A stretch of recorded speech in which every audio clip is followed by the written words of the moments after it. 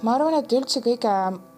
ebamugavam osa või mida ma kartsin ise kõige rohkem oli see, et operatsiooni ajaks paigutatakse klambrid, mis su silma lahti hoiavad. Ma võib-olla kartsin seda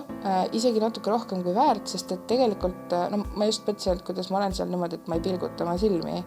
aga tegelikult see paigaldamine oli nagu kõige võib-olla ebamugavam ja siis, kui see laseri nagu selle masina surve nagu tuli silmale, aga see ei ole nagu miski, mis oleks nagu valus, vaid pigem lihtsalt natuke ebamugav, aga tõesti igati kõik oli seda väärt ja kogu protseduuri oli eelnevalt väga täpselt selgitatud. Ma teadsin, mida oodata, mis tuleb. Minu juures oli kogu aeg tõlkis nagu kogu jutu operatsiooni vältel, ütles täpselt, mis nüüd tegema hakatakse